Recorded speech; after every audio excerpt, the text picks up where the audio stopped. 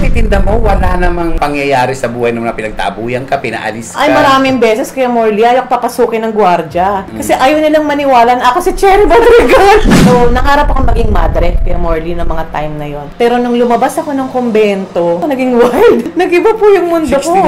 Dumating sa buhay ko na marami ako naging barkada. Kala ko totoong tao na. Kasi kulang ako sa pagmamahal, Kuya Morley. Sabi ko sa buhay ko, mapagsamantala lang pala yung mga tao na nakakasama ko sa buhay ko nung time na marami akong pera, nung time na artista. Hindi ko po namalayan kung paano nangyari yung naubos yung lahat ng napundar ko, Kuya Morley. Ito ba may kinalaman sa droga? Opo, kasi natuto na po akong mag-drugs noon. Anong mga drugs ang ginamit? Actually, nag-shabu po ako noon. Nawala sa akin ang lahat. Ang hirap bumalik sa umpisa, Kuya Morley, na nasanay ako na ang dami kong pera. Tapos bigla na hindi ko alam kung ultimo pambili ng ano, wala akong pambili. Kung kaya mong mabuhay sa mundo, kaya mo ring mabuhay saan man sa mundo. Morley Alinio. Ito ang Tundo.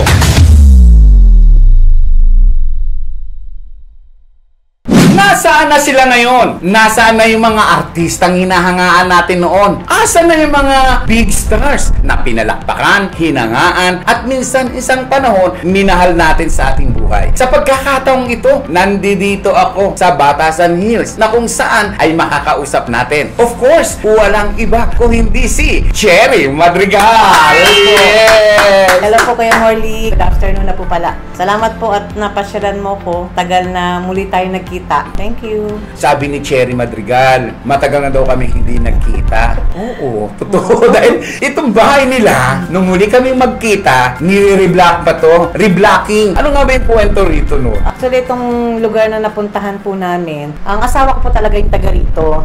So, syempre, naging asawa niya na ako. So, amin ang dalawa to.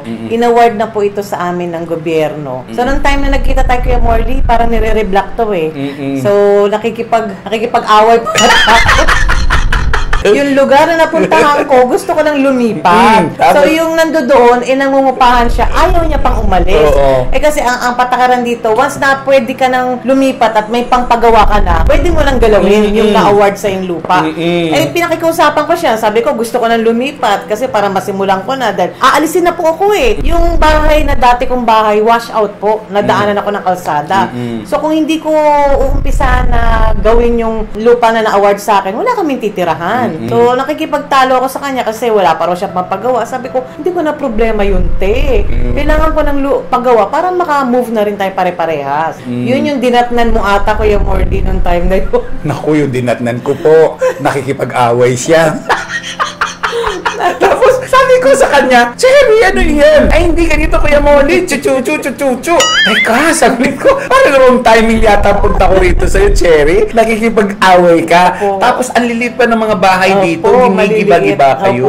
Parang quarter po talaga dati. Parang dingding lang po yung pagitan sa amin dati. Tsaka yung kalsada, napakaliit po. Motor lang po pwedeng dumaan, tsaka tao. So, ngayon po, in-award na po sa amin to. Naging maayos na po yung... Tapos, yung lugar ninyo, di ba, parang lubak-lubak. Opo, putik-putik. Lalabas ka po rito, talaga magbobota ka. Ang lupa, pula, na hindi ka pwedeng nakasapatos ka agad, nakaayos ka ng damit. Ay, pagdating mo doon sa destinasyon mo, warak-warak ka na. Bakit nga ba ako napunta sa'yo dito noon? Hindi ko nga po alam eh. Siguro baka di ba tinawagan ata kita?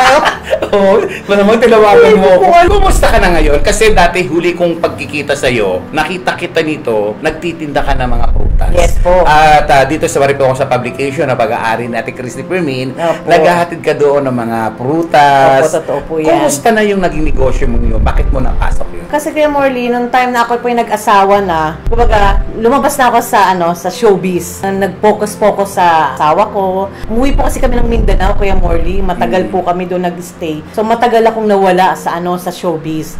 Nung pagbalik ko na, Kuya Morley, hindi na okay yung aking katawan. Kasi nanganak na ako. Mataba na po ako. Tapos, hindi na ako pwedeng bumalik sa pagka-sexy. Mga naipon ko rin po noon, medyo nawalaan na rin sila. Nag-invest po kami mag-asawa, magtinda ako sa Balintawak. Nagkaroon po ako ng pwesto sa Balintawak. Ang naging desisyon ko, syempre magbenta doon sa mga bibili na talagang mabibilan ako. Hinahatid mo siya? Hinahatid ko po talaga. Special delivery. Talagang inaano ko kila Cesar Montano, kila Philip Salvador. Sino po yung may taping po doon sa loob ng studio. Pumapasok po ako sa ABS. Yung mong pagtitinda mo, wala namang pangyayari sa buhay nung pinagtabuyan ka, pinaalis ka. Ay, maraming beses, Kuya Morley, ayaw papasukin ng gwardiya. Kasi ayaw nilang maniwala na ako si Cherry Madrigal.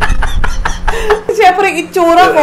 Ano yung expect mo? Tindera ako ng prutasan. Siyempre, medyo hindi na okay at saka wala na akong makeup, wala na lahat. Nagpapakilala ako sa gwardiya. Ako si Cherry Madrigal. Okay. Gusto ko pumasok sa loob kasi meron akong dalang mga paninda. Order to ni ganito, order to ni Cesar Montano, order. Ay, hindi pa pwede. Nakikipag-away ako. Hanggat sa puntong dumating na nilabas ako ni Charo Santos. Kasi talaga nakikipagtalo ako sa kanya eh. Nabulabog sa labas ng Channel 2 GMA. Hindi ko pumatandaan eh. Hanggat sa binigyan po ako ng permit na para makapasok ako sa loob. Titinda po ako dun sa mga artista po doon. Pero yung pagtitinda mong iyon, after na ito, nung maging artista ka? Opo. Hindi na po ako nag-aartista noon. Hindi talagang totally na, kasi may anak na rin po ako, tsaka di na rin po ako naging porsigido na bumalik ulit sa Bakit ayaw mo na? Actually, Kuya Morley, yung pagiging artista ko naman kasi hindi naman po talaga yung ginusto ko na mag-artista. Parang katuwaan lang po na meron akong nakilalang isang bakla na meron pong isang producer na naghahanap ng bagong mabibuild up. Sino bakla ito? Parang kaibigan ko lang. May kilala siyang producer na si Mr. D. Yan yung producer ng GA Baby na nag-ano sa akin, na build up sa akin na maging parang ako po yung bida po kaagad doon. So, tatlo po kaming pinag-apply doon. Pinagubad kami, Kuya Morley. Nagubad po talaga ako. At flawless ka naman. Opo, nung time na yun talaga sexy po ako kasi ang age ko po noon nasa 18. Bata pa po ako na 18, 17. So, sabi niya sa akin, anong pwede mo may pakita? Sabi ko, ano pa pong gusto niyo makita? Sabi ko, Palaban? Opo! Tinignan po nung kung sino yung makakapasa. So, hindi ko na-expect na ako yung makakapasa. So, tinawagan po ako na meron na rin po akong taping sa Angeles. Yun po yung first time na nag-shooting ako. Bago natin ituloy-tuloy yung kwento tungkol sa pagiging GI baby mo, Opo. nung mga panahong pumasok ka, dalaga ka pa ba? Dalaga pa po ako noon. Virgin, of course. Hindi na po. Talaga boyfriend ka na. Pero sexy at maganda ka pa din. Sabi po nila, kasi tuwing nag-show po ako, kasi show po kami sa mga gala theater, sa mga club po noon, na mga sikat na club po noon dati. Sabi nila, sexy daw ako, maganda daw po. Naman, totoo naman talaga. Napunta ka sa pelikulang ito. Kwento mo naman sa ating mga viewers and listeners dito sa ating vlog, ano mga experiences mo at saka ano-ano mga pelikulang nagawa mo? Masarap po maging artista. Sa experience ko, kasi laki po kami sa hirap. So, nung nag-artista po ako, syempre nakabili po ako ng mga gusto kong bilhin. Narating ko yung gusto kong marating. Nakapagpundar din po ako ng mga gamit ko. At saka yung nabuhay ko po yung pamilya ko. Kasi ako po yung breadwinner ng mga time na yon. Ilan ba kayo magkakapatid? Dalawa lang po kami. Dalawa. Tsaka buhay pa nanay tatay mo noon during that Noong time na yon. Marami rin po ako nagawang pelikula parang naka 13 o 12. Ano dito? Kung natatanda mo GA Baby, Selos, Nectar, Killer Age, Ibigin Mo Ko na Higit sa Lahat, Aking Ka Ngayong Gabi, Aguilar. Sino-sino sa mga artista na hanggang ngayon ay napapanood pa ang nakasama mo sa mga pelikula mo at anong pelikula ito? Si Cesar Montano, siya po yung leading man ko po sa Ibigin Mo Ko na Higit sa Lahat. Si Ace Berhel, patay na po kasi, siya rin po yung naging leading man ko rin po. Si Philip Salvador, meron po kaming gagawin na pelikula dapat sa Viva Film. Hindi po natuloy kasi hindi ko alam kung ano nangyari kay Morley. Si Bobby Benitez, sila Mark Joseph, sila po yung mga nakasama ko dati. Isang direktang tanong, bakit ka pumayag na magpa-sexy, magpakita ng katawan at maging palaban? Kasi Kuya Morley, nung mga time na yon, yung po yung in. Yung po yung mga time na yon na doon po ata ako pwedeng pumasok. Tsaka, yun po yung naging offer kaagad sa akin. So, hindi po kasi ako dumaan sa audition. Wala po. Walang audition na ganyan. Hindi po ako nag-practice pa paano umarte. On the spot, nung ako po inuhang bilang bida sa isang pelikula, on the spot, umarte po ako kasi yung pong dinaanan ko sa buhay ko medyo madugo. Kaya umaarte ako. Nagagampanan ko po ng maayos. Nagagampanan ng maayos on the spot. Kasi ang buhay ng isang Cherry Madrigal ay napakahirap. Ito yung mga punto o yung mga pagkakataon na sa lahat, pagkain, sa pera, sa damit, and everything. Anong buhay meron ba talaga ang isang Cherry Madrigal bago ka nag-artista? Ako po simpleng bata lang po noon. Lola ko po ang nagpalaki sa akin. Ayan na naman.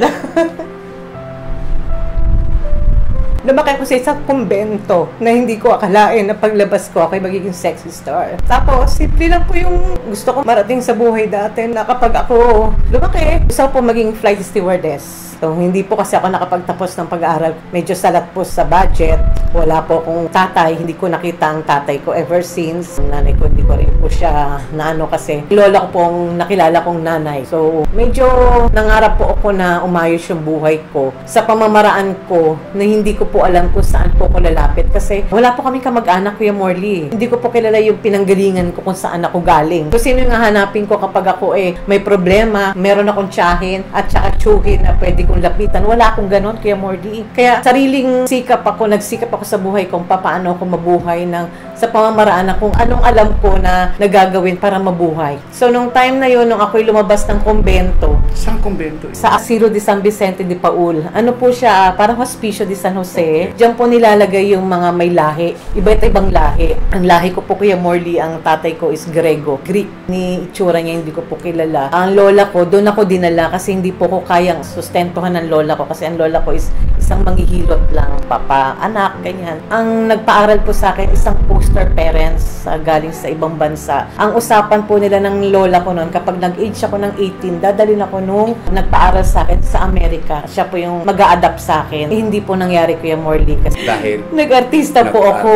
Tapos po yung nagpaaral po sa akin na babae, hindi ko na po siya na-meet. Okay lang ba na pag-usapan natin ang nakaraan mo? Particular na ang iyong nanay. Nakita mo ba ang nanay mo? Karoon ba kayo ng chance nakita ko po siya. Naitanong ko rin sa kanya kung nasa yung tatay ko kasi wala naman po siyang masabi sa akin kung nasaan. Actually, ultimo yung pangalan ng tatay ko, mali yung spelling Pero nag-try akong hanapin yung tatay ko. Nakarating ako kay Montulpo. Tinignan ni Montulpo kung saan niya ako pwedeng tulungan para mahanap yung tatay ko. Kaso, sad to say, Kuya Morley, hindi ko po talaga siya nakita. Masakit ito, pero gusto kong ipukul sa'yo. Okay lang po ba? Sige, Kuya Morley, kaya ko nasagutin. Ayan, ikaw ba ay anak sa pagkadalaga? At ang nanay mo ba ay nagtrabaho sa isang bar? At nagkaroon siya ng isang kaunlayaw na lalaki? At ang ito ay ang iyong ama? Tama ba ang aking espekulasyon? Basta ang alam ko, sa kwento-kwento ng mga nakakilala sa akin at sa nanay ko, tatay ko ay dating seaman sa barko. Yung uso po ata yan dati pag dadaong ata ang barko na ganyan. So, may mga papasok na babae doon sa barko. Akyat barko? Siguro.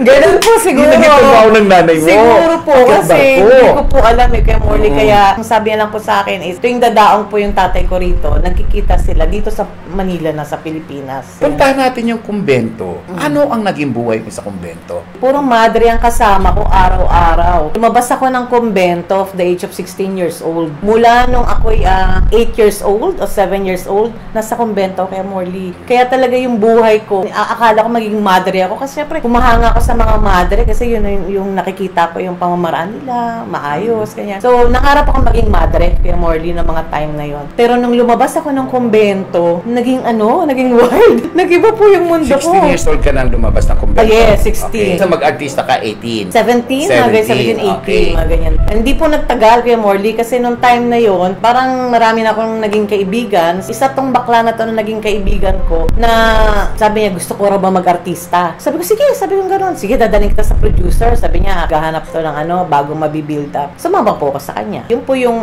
first start ng pagiging artista ko. Wala pong plano, Kuya Morley. At nung mag-artista ka, ginawa mo na ang unang pelikula, ang G.I. G.I. Baby po. Cherry, puro sexy movie ang ginawa mo. Ano ka kapag gumagawa ng pelikula? Ikaw rin ba yung tulad ng ibang mga artista na nagda-drugs muna? Actually, Kuya Morley, nung ako'y pumasok ng showbiz, hindi po ako nagda-drugs. Normal po akong umaarte. Pag sinabi po ng direktor na maghubad ka, maghuhubad ako. Pag sinabi ng direktor na, Cherry, umiyak ka. Kaya yung direktor na si Jung Posadas, talaga pong sinasabi niya sa akin na napakagaling ko raw umarte. Kasi on the spot, pag sinabi niyang umiyak ako, Kuya Morley. Kasi inaalala ko yung buhay ko, yung para akong putok sa buho na hindi ko alam sino yung pinagmunan ko. Asa yung tatay ko, wala akong kamag-anak, walang ate, wala lahat. Yung buhay ko, para akong iniluwal na bahala ka, mabuhay ka, kung mamatay ka, ganyan. Masakit ba ang salitang putok ka sa buhok? Oo, Kuya Morley, kasi wala akong alam kung sino yung pwede kong puntahan So, syempre napakasarap pakinggan yung meron kang mapupuntahan na tiyahin, tita.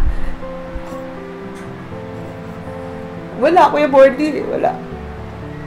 Kaya, nagsikap ako sa buhay ko. na sabi ko sa buhay ko, ito siguro yung pamamaraan ng Panginoon na para maging matatag ako sa buhay. Pero, syempre maraming struggle, Kuya Bordy, na dumating sa buhay ko na marami ako naging barkada na akala ko noon kapag barkada ko at pinakitaan ako ng maayos, akala ko totoong tao na. Kasi kulang ako sa pagmamahal, Kuya Morley. Naghanap ako ng tao na pag ako inaruga, kapag ako inalagaan, akala ko totoo na. Yung pala, mapagsamantala lang pala yung mga tao na nakakasama ko sa buhay ko nung time na marami akong pera, nung time na artista ako. Kasi sa akin, Kuya Morley, hindi ko kailangan na gumastos ka eh. Ang kailangan ko, may makasama ako eh. Yung makinig ka sa kwento ko, yung gusto ko, nandiyan ka lang. Pag meron akong kailangan at meron akong problema, nandiyan ka. Hindi mo kailangan gumastos sa akin, Kuya Morley. Sagot kita buong hapon, buong araw. Diyan ka lang sa tabi ko. Sagot kita mula umaga hanggang gabi. Hanggang 3 araw kung kailan. Sagot kita. Sagot kita, Kuya At Morley. ikaw ay mapagtiwala. Opo. Sa isang Sobra. tao. Pinagtiwala mo sa mga producer ang katawan mo. Sobra, Kuya Ibinigay Morley. mo ang lahat sa'yo. Cherry, dumating ka sa punto ba ng buhay mo na ang pelikulang ginagawa mo ay kinakasangkapan na ang pagkababae mo? Opo, marami na pong nagsasabi na, Cherry, sabi niya, hindi ka dapat na magtagal sa ganyan kasi gagamitin ka nila. May potential ka, maging artista talaga na umarte ka na hindi ka maghubad. So, nung mga time na yun, Kuya Morley, kasi wala po talaga nag-a-advise sa akin ng tama. Nagsasamantala. Yes po, Kuya Morley. Wala po akong nakasama sa buhay ko nung time na ako'y artista na naging totoo sa akin. Napagsamantalahan po talaga yung kahinaan ng kalooban ko, Kuya Morley. Madali po kasi ako magtiwala eh. Kaya ang bansag po sa akin na tanga raw po ako. Pakita lang po ako ng konting kabutihan, magtitiwala na nga po ako. Hindi ko po namalayan kung paano nangyari yung naubos yung lahat ng napundar ko, Kuya Morley. Na nakabili ako ng 3 sasakyan ko, may bahay ako sa Calamba, may condominium ako sa Makati. Anong nangyari? Hindi ko po alam. Ito ba may kinalaman sa droga? Opo, kasi natuto na po ako mag-drugs noon. Kasi noong time na yun na ang mga nakakasama ko po yun na po yung kanilang bisyo. So, syempre ako, tingin ko sarili ko parang kung saan po dalhin, doon po ako papunta eh. Anong mangyari? Bahala na eh. Ganun po yung Ano ang mga drugs ang ginamit? Actually, nag-shabu po ako noon. Hanggang doon lang naman po. Pero nung time na ako po nawala na po talaga sa showbiz at talagang hirap na po ako, mismong sarili ko po yung ginamot ko at ayoko pong dumating yung panahon na may anak ako na andodong pa rin ako sa sitwasyon na ganun ako. Ginamot ko po yung sarili ko na mag-recover na baga kumawala sa ganong klaseng bisyo. Hindi dapat ganun ang baging buhay ko. Baga talagang sinikap ko po na maging maayos po para po sa mga anak ko. Cherry, ipagpaumanhin mo itong itatanong ko sa iyo. Opo. Kasi ang nakasabayan mo noong mga panahon na yon ay si Mirna Castillo Opo. at ang mga tinuturing pang hindi lang mga bold star, kung hindi mga penny queen. Opo. Dumating ka ba sa punto na ginawa mo rin ang pagpipene?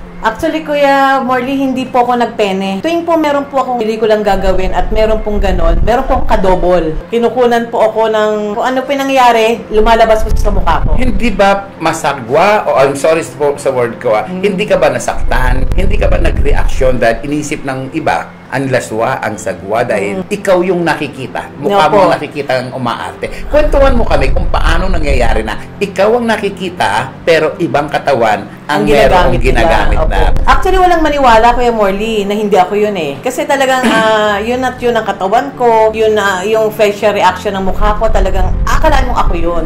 Pero ang makakaalaman talaga nun, syempre yung nakakita nun, yung buong set na nando doon, kahit anong explain ko, Kuya Morley, at yun ang pagkakaalam nila sa akin na ganong kalaswa yung aking ginagawa, wala po akong magagawa, Kuya Morley. Kaya pag dumarating sa punto na ang tingin nila sa akin mula ulo hanggang paa, parang gusto lang kubaran, hindi na po ako nagtataka kasi syempre nakikita nila ganun yung trabaho ko. Kung magpakita nga ako ng katawan sa camera walang patumpik-tumpik. Bakit mag-iinarte pa ako pag lalabas ako? So pag may mga ganong setup, Kuya Morley, na ang tingin sa akin ganon, hindi na lang po ako kumikibo kasi yung puti yung nakikita nila sa akin. Nasasaktan ka ba? Sakit, Kuya Morley, kasi hindi ako ganun eh.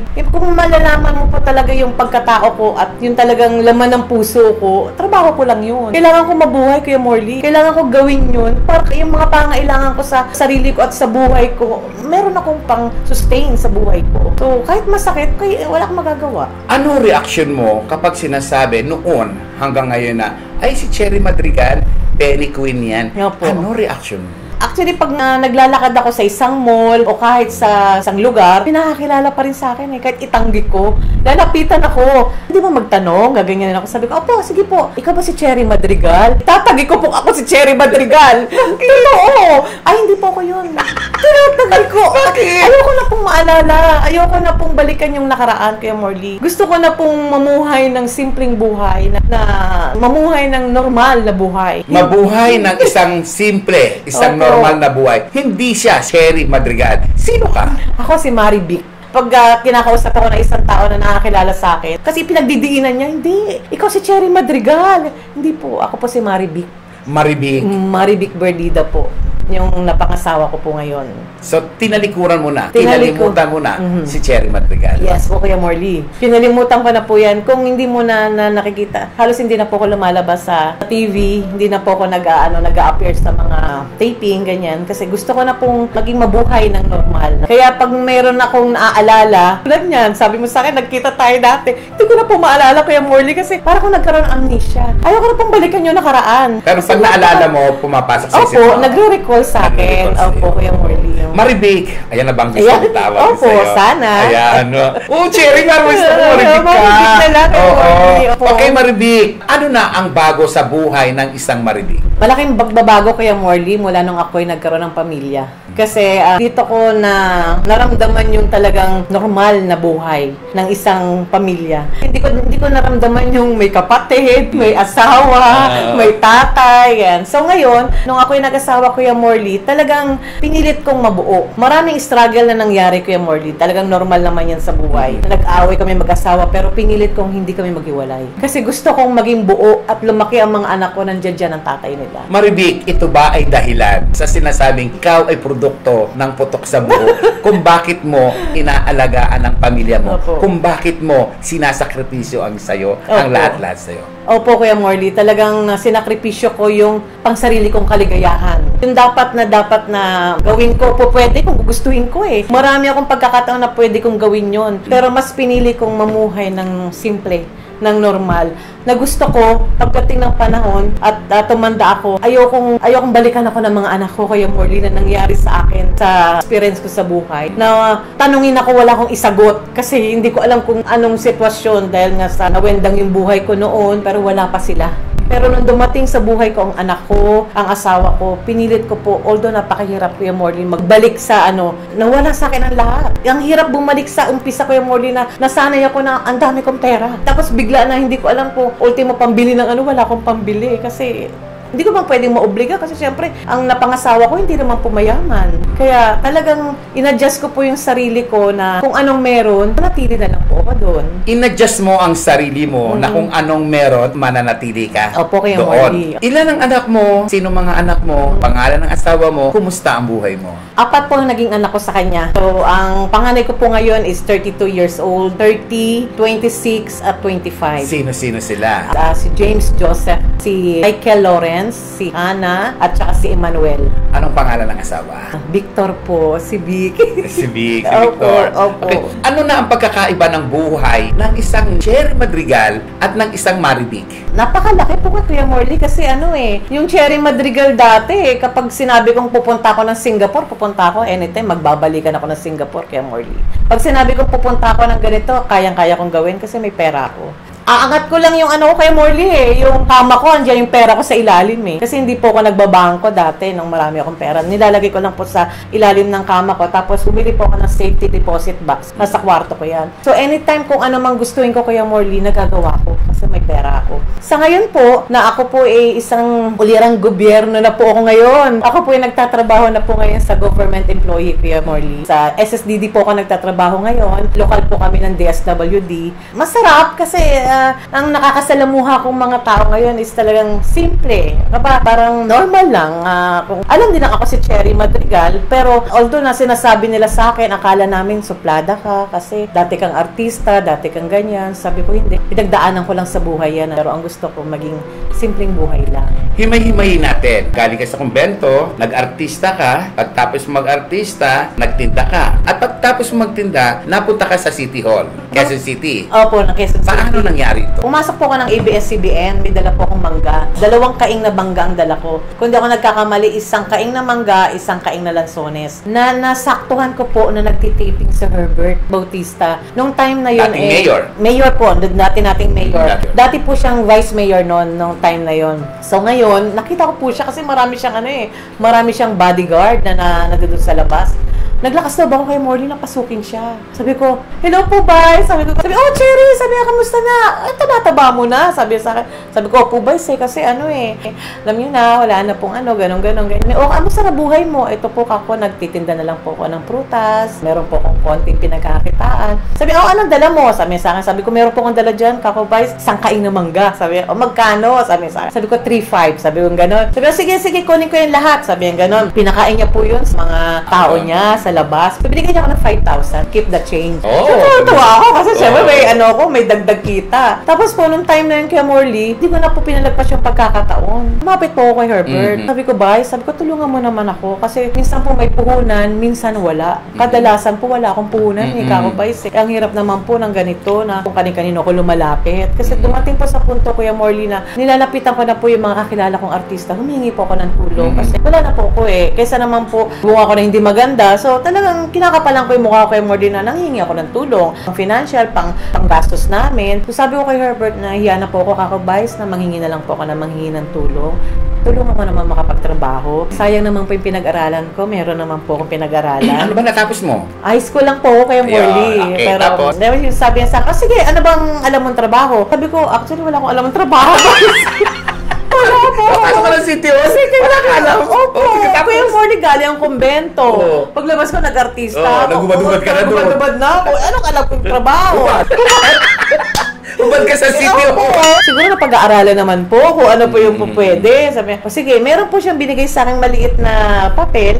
Then na pinapunta niya ako sa isang tao, yun na po yun. Nag-umpisa na po ako magtrabaho. Sa City Hall. Saan division doon? Dati po kasi contractual pa ako dati. Nasa field po ako, coordinator ako sa labas. Ang trabaho po namin dati is pumunta po sa mga purok leader, sa mga presidente ng HOA, sa mga barangay captain, sa mga LGU. Inaalam namin kung anong problema. Kung ano may tutulong ni Herbert, at anong kailangan nila kay Herbert, ganon. So yun po yung trabaho ko. Lakad ko ng lakad. Saan ko sa... So marami nakakilala sa akin. Ako si Cherry Madrigal. Dineded ba ko yung kay Morley? Si Maribik ako. Ayoko po talaga. Hindi ako sabi. Kasi Kuya Morley, yung tingin nila sa akin, iba. Monster. Kasi ang pakit na nakatawa ko, di ba? Ay, ikaw si tapos? Cherry Madrigal. Hindi siya may tatanggi ko, tsuba-tsuba na. Itatanggi ko, ay, hindi po. Ay, hindi ako si Cherry Madrigal. Kasi hindi maganda yung facial reaction nila kasi mataba na ako. Hanggat sa naging contractual po ako for 7 years. Tapos nung naging mayor po sa Herbert, hindi ko na rin po pinalagpas yung pagkakataon na lapitan po siya ulit. Mayor, kako, tinulungan mo na rin naman ako lubos-lubusin mo na. nilubos naman. Gawin mo na ako permanent. Gawin mo na ako permanent. Mawala ka man, kako, hindi ako mangangamba na matatanggal ako sa City Hall. Kasi permanent na ako Anong reaction niya? Mawala ka ba? Pinanalangin pa. Mawala ako. Tapos yung term niya, Kuya Morley. Nagsigurado ka lang. Nagsiguro na ako. Sinulat na naman siya. Permanent ako, Kuya Morley. So, ano na ang designation mo? Ako po ay nagtatrabaho sa SSDD. Ako po isang house parent. Nagtatrabaho po ako sa isang rehabilitation center. Yung pong may mga kasong minor, 12 to 18 years old. Kami po yung house parent nila. Kami po yung nag-handle habang nandun po sila sa shelter namin. So, ibig sabihin, ang pinanggalingan mo nung ikaw ay bata pa, muli itong binalikan mo. Binalikan ko, Kuya Morley. Opo, totoo yan. Anong feeling mo na yung mundo mo noon na ikaw ang inaalagaan, ikaw naman ngayon ang nag-aalaga doon sa mga batang tulad sa nangyari ko po sa'yo? na naligaw din po ng landas. Okay. Ramdam na ramdam ko yung pagiging ina ko. Kasi parang anak ko sila, Kuya Morley. Paano mo sila inaalagaan? Hindi po ako nawawala ng advice sa kanila, Kuya Morley. Yung nangyari sa buhay nila, lagi ko sinasabi sa kanila, ang isang pagkakamali, normal lang sa buhay yan, anak. Kasi ang pagkakamali diyan ka magiging matatag sa buhay. Depende na lang sa'yo yan. Kung babalik-balikan mo yung pagkakamali na nangyari sa'yo. Pero anak, sabi ko sa kanya, kailangan matuto kang lumaban sa buhay. Kung nangyari man na medyo naligaw ka, okay lang yan, anak. Diyan lang kako yung mga paligid mo, lalo na yung nanay mo, mga kapatid mo. Huwag mong kalimutan yan. Lagi mo silang tatanawin na at least kahit na nagkamali ka, hindi ka naliiwan at hindi ka nalabibitawan. Kahit nagkamali ka, hindi ka iiwan, hindi ka bibitawan. At ito rin ang naging desisyon mo kung bakit hanggang ngayon hawak-hawak mo ang pamilya mo at hindi ka bumibigay. Gaano masakit sa'yo kapag sinasabing Cherry Madrigal, laos? Oh, masakit, Kuya Morley. Kaya ayokong amina ako si Cherry Madrigal eh. Napansin ko hawak ka ng hawak ng ganito. Kaya ano naman nangyari rito? Nagkaroon po ako ng skin cancer, Kuya Morley, sa ilong. Kinain po yung ilong, Kuya Morley. Itong dito ko, nabutas siya, Kuya Morley. Nabutas siya. Ikamamatay ko na raw yun. Yung naman na tinatapal, Kuya Morley, kinakain niya ulit. Parang Pacman. Yun po ang sabi ng doktor. Kapag hindi ko siya agapan, kakainin po yung buong mukha ko. Kung kaya mong mabuhay sa tundo, kaya mo ring mabuhay saan man sa mundo. Morley Alinio. Ito ang Tundo.